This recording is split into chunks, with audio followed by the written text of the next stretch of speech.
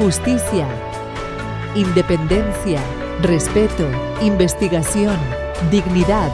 Somos AFISPERÚ, Asociación Civil de Carácter Privado, sin fines de lucro.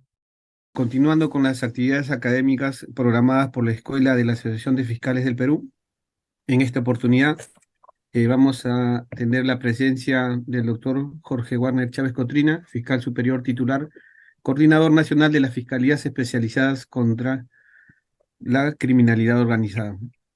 El tema que vamos a tratar el día de hoy es la prisión preventiva en el marco de la criminalidad organizada. También debemos de precisar con relación a este tema, el doctor Chávez Cotrina, especialista en la materia, ha publicado una obra titulada Prisión preventiva en el marco de la criminalidad organizada. Como sabemos, este fenómeno de la delincuencia organizada viene avanzando a pasos acelerados, incrementándose en todos los niveles y ámbitos de la sociedad.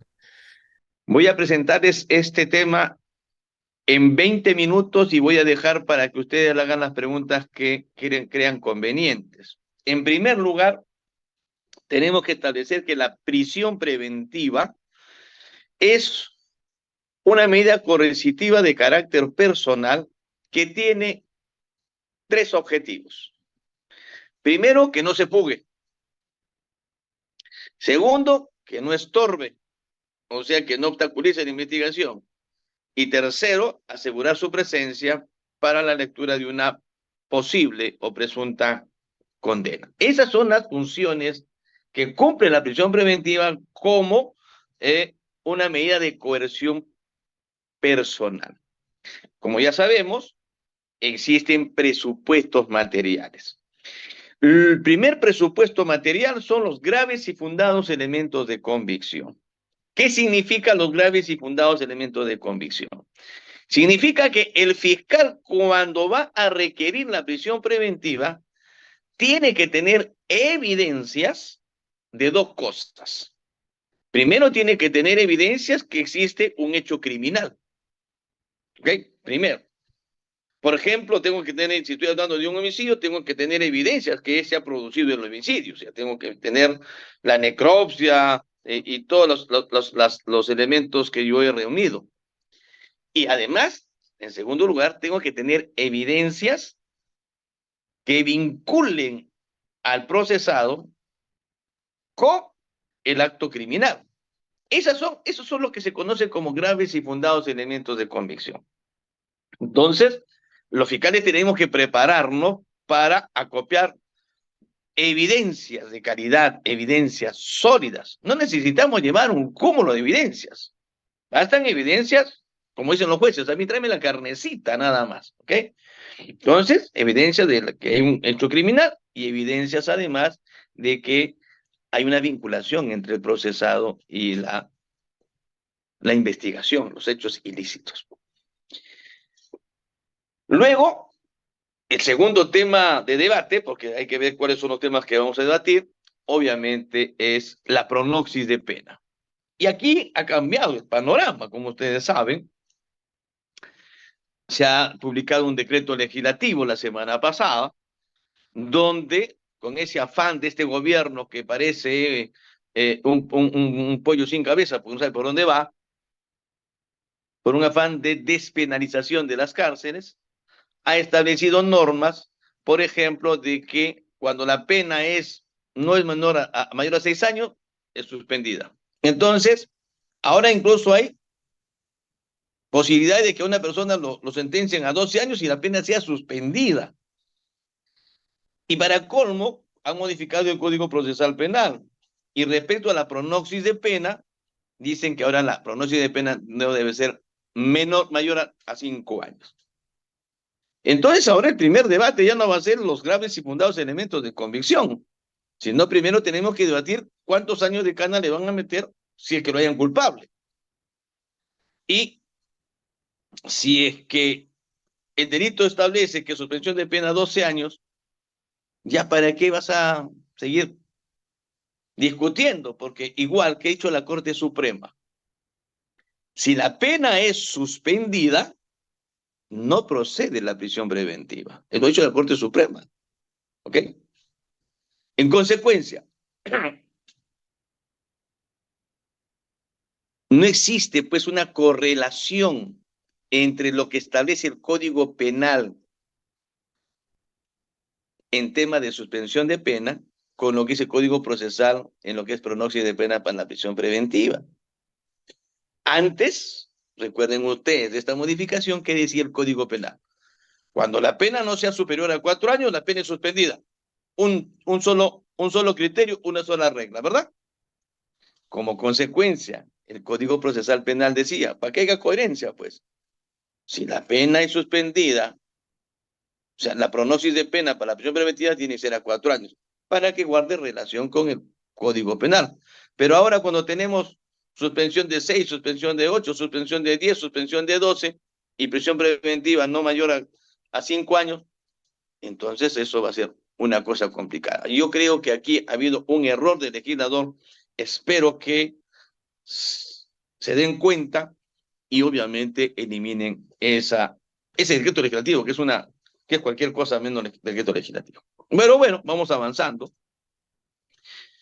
Y obviamente lo que vas a discutir después es la prognosis de pena, que tiene este problema, después el peligro procesal, que tiene que ser el peligro de fuga o el peligro de obstaculización. En el peligro de fuga, ustedes saben que tienen que encontrar evidencias, todo es evidencias, muchachos.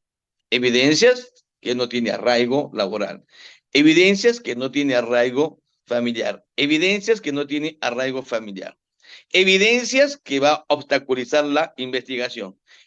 Y en todo caso, si están frente a una organización criminal, evidencias que están frente a una organización criminal. Las evidencias es lo que manda. Si no tienes evidencia, ni vayas.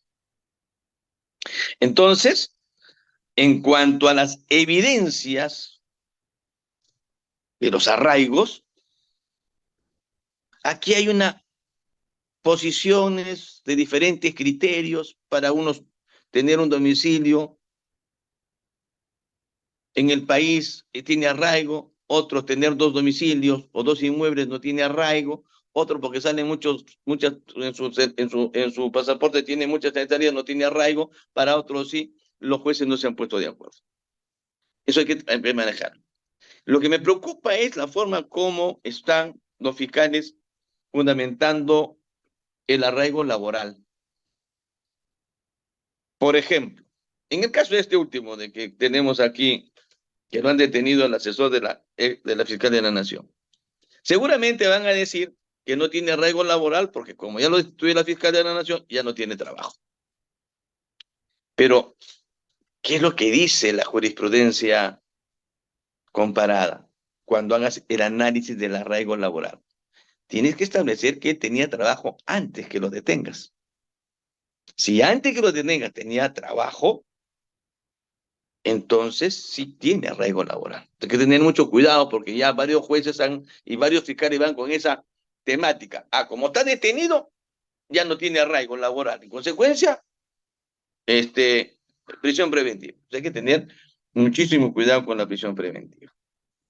Otra cosa nueva en la prisión preventiva es que recuerden ustedes que el Tribunal Constitucional el año pasado, justamente como en el mes de octubre, sacó una resolución vinculante donde ordena a los jueces la revisión de oficio cada 6 meses. Y esa disposición del Tribunal Constitucional ahora está en la nueva norma de la semana pasada, donde han establecido el procedimiento, ¿no? Ya, eso sí está bien, eso me parece muy bien. Esa parte de la modificación está bien porque no sabíamos cuál iba a ser el procedimiento de esta revisión de oficio, ¿no?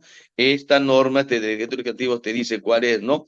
El juez le corre traslado al fiscal en una audiencia y se acabó el tema. Eso yo creo que era importante, era fundamental que se regule este tema porque ya hace un año que es obligatorio porque el Tribunal Constitucional desde el año pasado ya hizo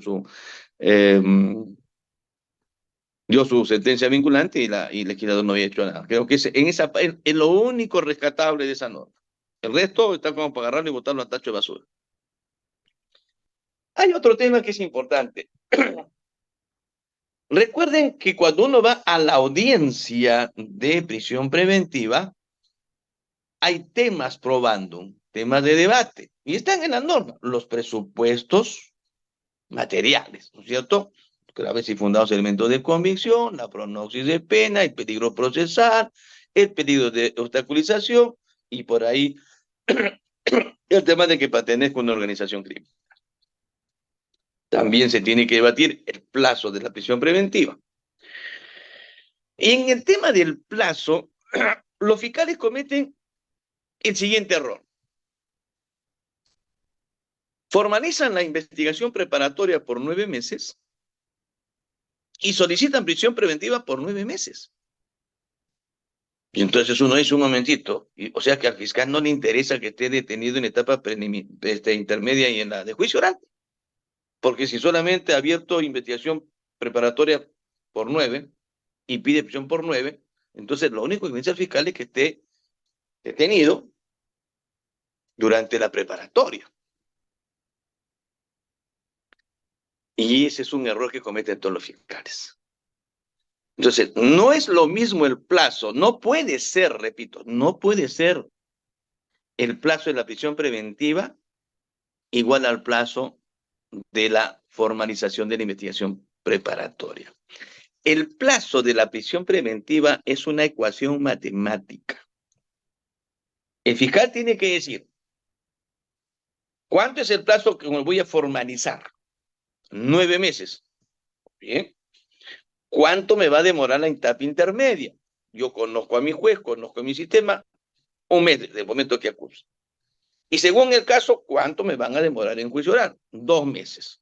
Entonces tengo 9 meses de formalización, 2 meses para intermedia y 3 meses para juicio oral. O sea, tengo 14 meses. Entonces, la prisión preventiva tiene que ser por 14 meses. Ah, doctor, pero no se puede porque el plazo de la preparatoria es solamente 9 meses. Entonces, el plazo de la prisión preventiva es 9 meses. Entonces, tu formalización no puede ser por 9 meses también, pues. Porque no va a faltar un juez que te diga, ¿por qué usted me pide la prórroga del plazo si usted solamente pidió por 9 meses? Y usted ha formalizado por 9 meses. Usted ha expuesto el plazo. Si y se le ha vencido el plazo y ahora usted quiere que yo lo prorrogue, ¿a razón de qué? Usted no ha hecho, así como nosotros hacemos una pronoxis de pena, mayor a 4 años, ahora mayor a 5, etcétera, etcétera, no sabe ni cuál mayor va a ser, tienes que hacer una pronoxis de proceso. Entonces tú tienes que decir, si la prisión preventiva es por 9 meses máximo en delitos comunes o simples, yo tengo que formalizar por menos tiempo, porque tengo que darme tiempo para intermedia y tengo que darme tiempo para el juicio oral. Pero eso es común, ya lo he visto. En crimen organizado formalizan por 36 y piden 36 meses de prisión preventiva. Se olvidan del juicio oral, del intermedio. Y eso no es correcto. Otro de los temas que hay que tener en cuenta son los principios. Para empezar, esta medida coercitiva tiene principios que la rodean, que la fundamentan. El primer principio es la exclusividad, es exclusivo. O sea, no hay otra medida. Es una medida que tiene que ver con el principio de arrogación. ¿Qué significa? Que solamente se pide a pedido del fiscal. Solamente el fiscal puede pedir prisión preventiva, nadie más. Es decir, la prisión preventiva no es de oficio. El principio de jurisdiccionalidad, es decir, solamente el juez puede dictar la medida de prisión preventiva a requerimiento del fiscal. Y lo más importante, la prisión preventiva es provisional. Provisional. Porque recuerden ustedes que la prisión preventiva tiene un plazo. Y no se puede correr más allá del plazo. Así haya prórroga. Te dan una prórroga, pero más allá no. Es tasado. ¿Ok? Otro de los temas que no discutimos mucho y los abogados no se dan cuenta es el tema de los principios de proporcionalidad. Yo me voy a audiencias en segunda instancia de prisión preventiva, mis queridos amigos, y lo que menos discuten, y me doy cuenta en primera instancia, es la proporcionalidad. Y con ello los principios de idoneidad de la medida, el principio de urgencia, el principio de necesidad y obviamente el principio de proporcionalidad en sí mismo. Los fiscales hacen una especie de definición de qué significan estos principios, pero no lo aterrizan a su caso concreto. Los jueces hacen lo mismo. Los jueces en sus resoluciones aplican y analizan los principios desde el punto de vista dogmático, algunos hasta jurisprudencial, pero no lo aterrizan al caso en concreto. Y lo peor todavía, cuando tienes una pluralidad de imputados, a todos le aplican la misma motivación.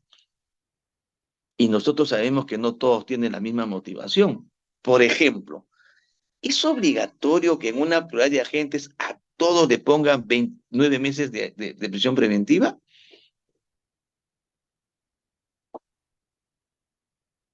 ¿Dónde, en qué parte de la norma dice que a todos tienes que clavarle el mismo plazo de prisión preventiva? Dependerá.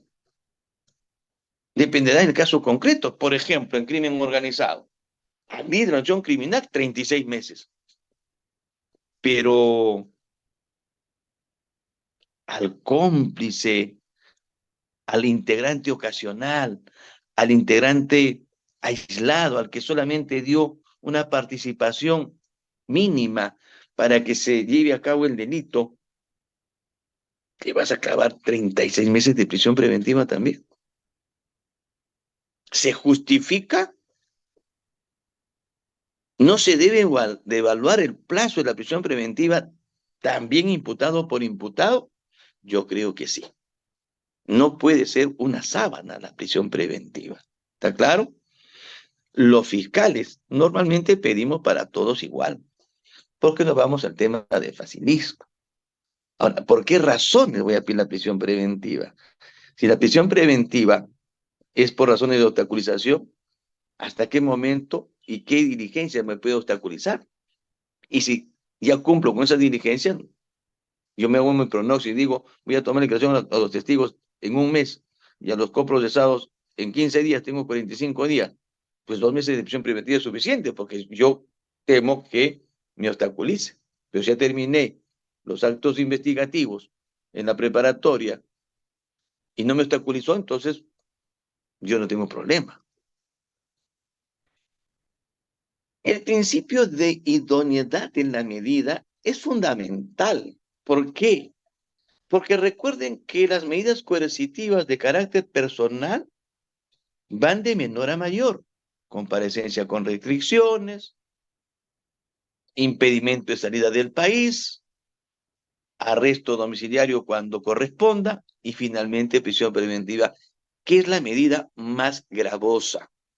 Entonces, cuando uno esté frente a una persona, a un inculpado, uno tiene que analizar dentro del principio de idoneidad cuál de estas medidas me es suficiente para asegurar los objetos del proceso. Es decir, ¿con cuál de estas medidas me es suficiente para asegurar su presencia en el proceso? ¿Con cuál de estas medidas me es suficiente para que no me obstaculice? ¿Y con cuál de estas medidas me es suficiente para tenerlo presente en una eventual lectura de condena? Y de acuerdo a las evidencias que tengas, no solamente en el tema de los graves y fundados elementos de convicción, porque el gran debate en la prisión preventiva no son los elementos de convicción. El gran debate es en el peligro procesal. Ahí se tiene que centrar el tema. Entonces, tenemos que tener cuidado en eso, porque podemos ser arbitrarios. Recuerden ustedes que la prisión preventiva es una medida de carácter excepcionalísima y solo se debe dictar cuando las otras medidas no garantizan que se vaya a fugar, que vaya a estorbar o que va a estar presente en la condena. Pero si dentro de mi análisis yo tengo elementos y digo, sí, yo creo que este fulano con una comparecencia con restricciones y con estas restricciones voy a cumplir con ese principio de idoneidad, suficiente. Pero si por sus características personales, por su falta de arraigo, de repente esta comparecencia con límite no me es suficiente, de repente un impedimento de salida del país. De repente, por sus características, no me es suficiente un impedimento de salida, y si es que la norma me lo permite, un arresto domiciliario. Porque recuerden ustedes que el arresto domiciliario tiene sus características. Y si a ninguna de estas me es suficiente por la calidad de líder de negociación criminal, o por la peligrosidad que tiene, o por los antecedentes, ya si ninguna me es posible, entonces solicito la prisión preventiva. Porque es excepcional. Recuerde, principio de idoneidad. Otra pregunta que se tienen que hacer ¿es necesario que esté preso? Principio de necesidad. ¿Es necesario que durante el proceso lo tenga internado en el penal o no es necesario? Y si es necesario, ¿por qué es necesario? Otra pregunta que se tienen que hacer ¿es urgente que se vaya a la cárcel? ¿Por qué es urgente que vaya a la cárcel? Pues lo que tienen que analizar, la medida es idónea, la medida es necesaria, la medida es urgente, principio de urgencia, principio de necesidad, principio de idoneidad. Y finalmente, ¿es proporcional la medida con los actos, con los hechos criminales, con su vinculación en los hechos criminales? Porque una cosa es ser el autor directo, cómplice, y otra cosa es ser cómplice primario, cómplice secundario. ¿Ok? Hay que tener mucho cuidado en esos temas de la prisión preventiva. Y otro de los temas que tenemos los fiscales es que una vez que consiguen la prisión preventiva se olvidan del proceso. Ya no hacen investigación. Y se dan cuenta al final cuando ya se les acabe el plazo. Uy, ¿ahora qué hacemos? Hay que prórroga. Cuando tienen una persona, tienen que ser diligentes. No puede ser que el expediente muera o duerma 2, 3 meses. Porque ahora con esta revisión de oficio, cada 6 meses, lo que va a analizar el juez es la diligencia del fiscal para ver si desaparecieron o desaparecieron, ¿no es cierto?, las circunstancias por las que dictó el mandato de detención. Eso es fundamental. Por eso es que tenemos que saber que los fiscales, para pedir, recuerden ustedes, la prisión preventiva necesita sospecha fuerte. ¿Qué significa sospecha fuerte? Que estés casi, casi seguro que lo vas a condenar. Porque recuerden ustedes el plenario, ¿no? Para iniciar investigación, sospecha simple. Para formalizar, sospecha sospecha reveladora. Para acusar, sospecha suficiente. Pero para prisión preventiva, sospecha fuerte. O sea, tienes que tener evidencias sólidas, más fuertes que para acusar. Es decir, un fiscal solamente debe solicitar la prisión preventiva cuando está recontra seguro que va a conseguir condena. Si no, no lo hagan, muchachos. No sería justo que a una persona lo metan a la cárcel y después piden el requerimiento de sobreseimiento. Eso no sería justo. No quiero que esto sea un monólogo, así que pregunten lo que quieran. Bien, muchas gracias, doctor Chávez Cotrina. En este momento le doy el uso de la palabra al doctor Víctor Basalar, para que haga una breve referencia de su exposición, doctor, y luego pasamos a la ronda de preguntas. Muchas gracias. Doctor, Muchas por gracias, favor. doctor Jorge Vega. Muchas gracias, doctor Jorge Chávez Potrina, por su excelente ponencia. En efecto, como usted bien dice, la prisión preventiva por varios años ha sido una costumbre. Incluso nosotros que trabajamos en el Ministerio Público hemos tenido pues una larga tradición de entenderla de una manera casi lejana, ¿no? A las garantías de los investigados. ¿Cuál considera que pueden ser ahora las medidas o candados que podríamos establecer para que nosotros como fiscales no utilicemos esta herramienta de manera desmedida? Yo Muchas creo que el tema está en analizar bien los principios. Es decir, uno tiene que preguntarse, ¿es idónea la medida? Es decir, ¿no hay otra medida con la que yo garantice los objetivos del proceso? ¿Es urgente la medida? ¿Es proporcional la medida? Independiente de los graves y fundados elementos de convicción. Independiente de que tenga arraigo o no tenga arraigo.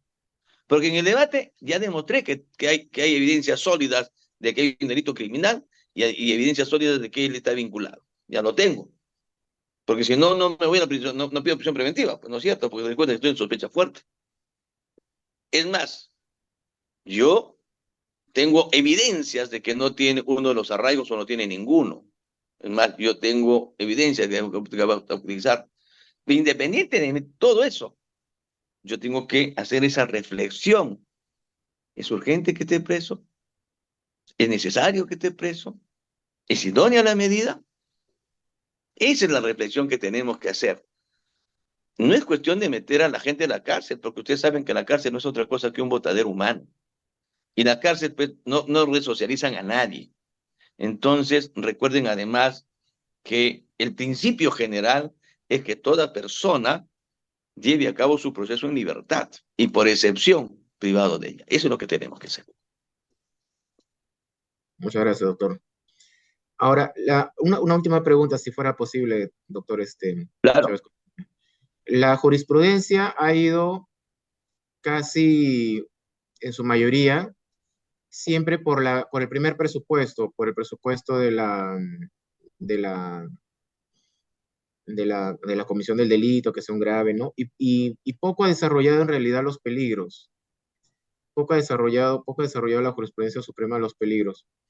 ¿Usted cómo podría, para nosotros los fiscales, aconsejarnos para valorar mejor este peligro y también acreditarlo ante el juez cuando nos exige este requisito para la prisión preventiva? Yo creo que durante la investigación, si bien es cierto, van a copiar evidencias de que el hecho criminal se dio y que van a acumular evidencias de la vinculación del sujeto con este hecho criminal, la principal preocupación si van a pedir prisión preventiva es que tengan evidencias de la falta de arraigo, que tengan evidencias que es urgente que vaya a la cárcel, tengan evidencias que la prisión preventiva es la única medida, en este caso concreto, para meter en cárcel. Evidencias, no se olviden esa palabra. Todo tiene que tener evidencias. Y recuerden además, tiene razón el doctor, lamentablemente la jurisprudencia peruana más se ha dedicado al tema de los graves y fundados elementos de convicción. El gran debate tiene que pasar a lo que es el peligro procesal, como lo establece incluso la Comisión Interamericana de Derechos Humanos. Muchas gracias, doctor. Finalmente, y si se podría, en Sí, algunos claro. países están utilizando, por ejemplo, aplicaciones en base a algoritmos, inteligencia artificial, para determinar si una persona es peligrosa. ¿Usted considera que ello sí es aplicable o implica algunos riesgos para nosotros los fiscales que podemos utilizar esas herramientas a veces de la tecnología para determinar si una persona en libertad va a ser un peligro a la sociedad? Mire, para empezar, tú no vas a meter a la cárcel a un sujeto porque es un peligro de la sociedad. Eso no puede ser. O sea, yo no lo meteré en la cárcel porque sea un peligro. Yo lo meto en la cárcel porque no cumple los arraigos y tengo y es proporcional. Porque pretender meter en la cárcel a una persona porque es un peligro en la sociedad, eso no está aceptado. Eso ya ha sido proscrito por la comunidad internacional, porque eso sería un adelanto de pena, además. Y eso está proscrito. Y yo creo que sí, la inteligencia artificial nos puede dar mucho. La tecnología está ahí a la mano. No podemos estar de espaldas a la tecnología. Y entonces hay que saber utilizarla. Si la sabemos utilizar y la tecnología nos va a ayudar a dar una mejor respuesta a la colectividad en la persecución de delito, pero por supuesto que sí. Tenemos que utilizar todo lo que la tecnología nos da, y entre ellos la inteligencia artificial. Muchas gracias, doctor. Qué amable. Gracias. Muchas gracias, doctor Chávez. Una pregunta de mi parte, si nos podría indicar cómo se tendría en qué sentido se podría modificar eh, el tema de la legislación nacional a comparación de la legislación extranjera, por ejemplo, en otros países como en México y Estados Unidos, que ellos sí realmente investigan y luego solicitan la prisión o No, es que solicitan ahí no la vas a tener prisión. que cambiar la legislación, ese es un tema de responsabilidad. Los fiscales tenemos que investigar para acopiar evidencias y en base a las evidencias tomar las medidas coercitivas, porque tú no vas a meter a la cárcel para de ahí recién investigar. Entonces estamos retrocediendo pues a la época del Código de Procedimientos Penales del 40. Este nuevo código es un código, recuerda, un código garantista. Y justamente hay que cambiar la mentalidad, no solamente del fiscal, sobre todo del policía. El policía, porque el policía todavía tiene esa mentalidad, todavía no ha cambiado el chip. Pero nosotros tenemos que decir en la policía, pues sí me evidencias. Ahora para meterlo en la cárcel, no lo meto en la cárcel para yo luego investigar, porque eso no tiene ningún sentido. Además, los jueces no te lo van a permitir, porque los jueces te van a exigir, como jueces de garantía, que tengas evidencias sólidas de los graves y fundados elementos de comisión. Bien. Otro punto, si nos podría ampliar respecto a los arraigos, en el sentido de que cuando uno solicita una prisión preventiva, normalmente se dice que hubo un caso en Guaura, en Barranca, donde el juez dio libertad en el mérito a de que esta persona tenía un domicilio conocido. Se basó en ese domicilio conocido, soltó una banda y posteriormente en apelación fue revocado y ahí sí tuvieron que capturar nuevamente a estas personas. Con relación a cuando se dice que el arraigo de calidad, ¿cuándo tiene Claro, un nuevo arraigo de calidad? el tema del arraigo no es un tema doctrinario, muchachos. El tema del arraigo domiciliario, del arraigo familiar, del arraigo laboral, no es un tema de doctrina, es un tema de hechos concretos. Tú tienes que establecer en cada caso concreto si es que si ese domicilio constituye un arraigo. Porque de repente, en otro caso concreto, esa misma circunstancia no constituye arraigo. O sea, no hay una regla para decir, esta es la regla para evaluar los arraigos. No existe. Lo que tenemos que tener es un concepto básico de lo que es el arraigo domiciliario, el arraigo familiar, el arraigo laboral. Y en base a eso, aplicado en cada caso concreto. Por eso que la Corte Suprema todavía no ha emitido, ni siquiera en el plenario, cuáles son los criterios que debes tener, ¿no?, en forma tasada para establecer los arraigos, porque eso es imposible, por una simple razón, porque los seres humanos no somos iguales. Cada ser humano es diferente.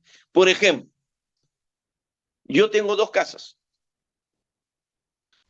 En una casa vive mi madre y en otra casa vive mi esposa con mis hijos. Mi madre se enferma, yo voy, un día estoy con mi mamá, un día con mi esposa, un día con mi mamá, un día con mi esposa. En los dos tengo arraigo, ¿no es cierto? Porque justamente el arraigo es esa circunstancia que te mantiene unido, ¿no? Es como una raíz. Pero para muchos jueces dicen, ah, no tiene arraigo, porque un día está con su mamá, un día está con su esposa. Otra cosa es que yo tenga un amante y mi esposa. Un día estoy con un amante y un día con mi esposa. Ese es el arraigo, pues esa es mañosería, ¿no es cierto? Entonces hay que tener mucho cuidado. Por eso, los arraigos analícelo, primero el concepto básico y segundo, en cada caso en concreto, porque la Corte Suprema incluso ha dicho que aquella persona que está durmiendo bajo el puente, ese es su domicilio.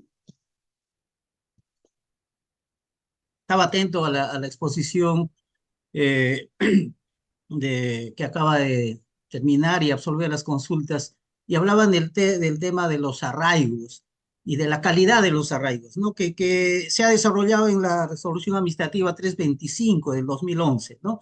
Pero hay muchas posturas de muchos estudiosos del derecho, de los doctrinarios, que dicen que esto ya habría quedado desfasado y que muchos de los acuerdos y sentencias casatorias posteriores habrían superado ese desarrollo, cosa que por lo menos yo no comparto. Y en todo caso, ¿cuál es la opinión respecto a esa resolución administrativa? ¿Si sigue vigente o no? Y si se puede seguir aplicando el arraigo en términos de la calidad, como acaba de bien A explicar, ver, doctor.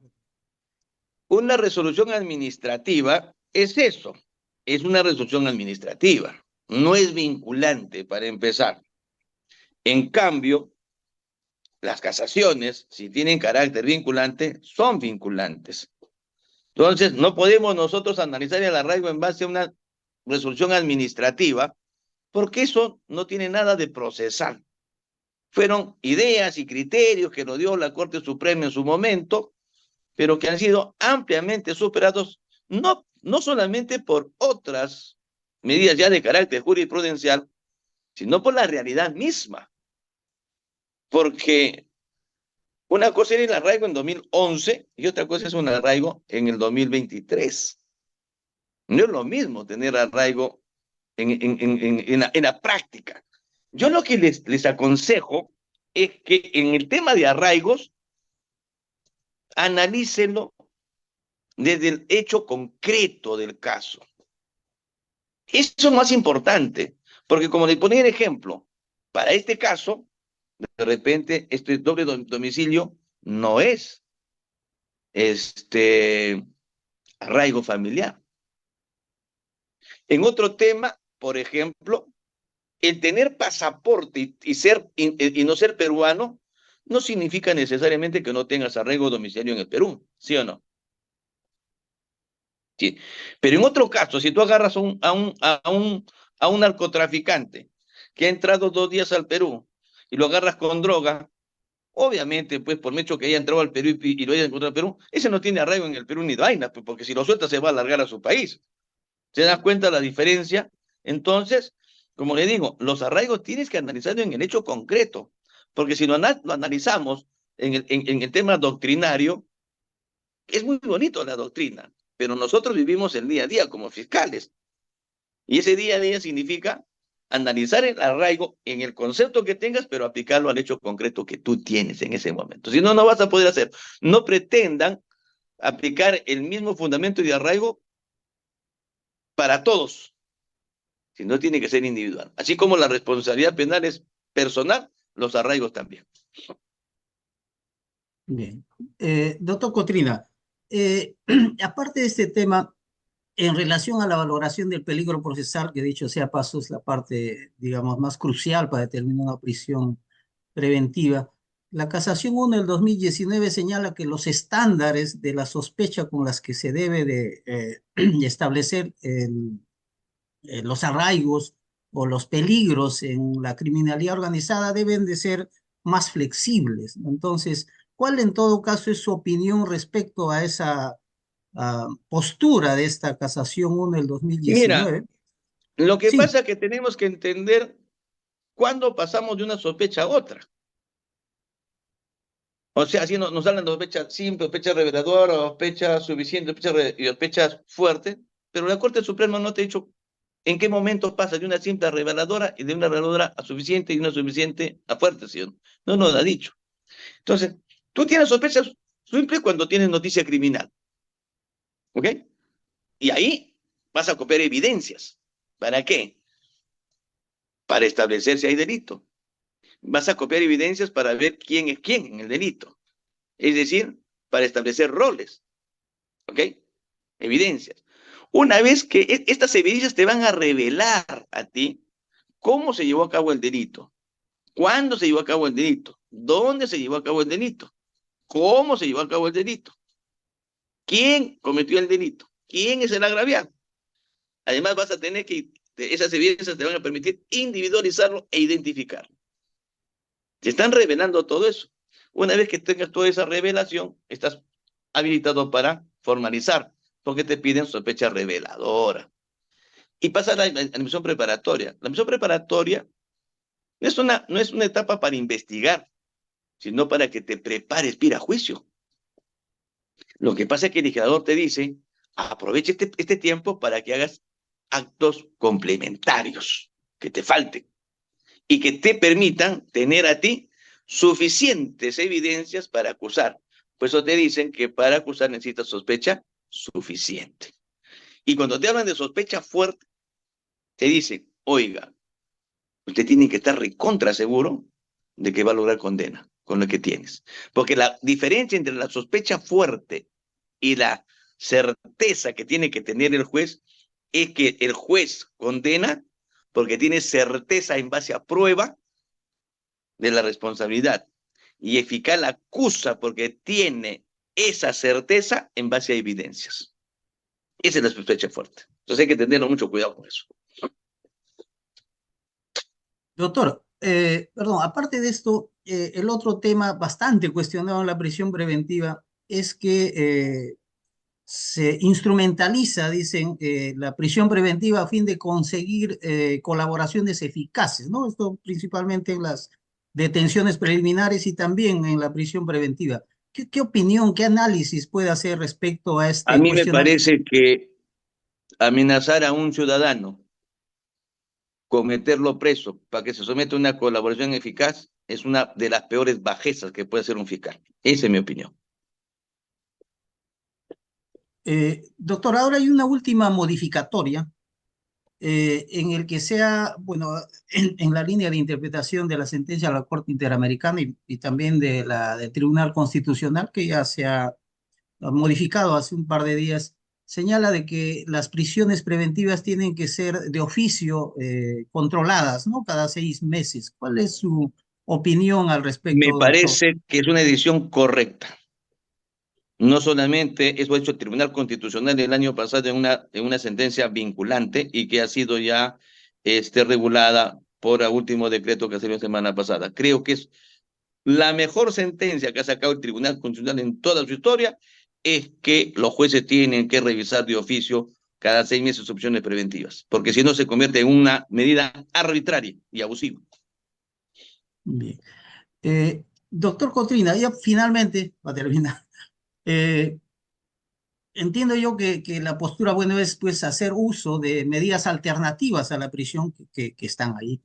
¿Cuáles en todo caso sugiere que podrían utilizarse? ¿No? Obviamente en cada caso concreto, pero en todo caso, tratándose de que el tema es en el marco de una organización criminal, ¿cuál consideraría que sería una medida Depende, alternativa? eso depende.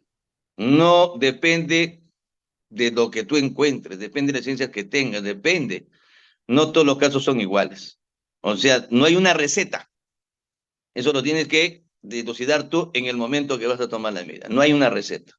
Eso ya es parte de tu expertise, es parte de las evidencias que manejes sobre todo si hay arraigos o no arraigos y si es que las medidas son proporcionales. Eso no hay receta para eso. Es imposible.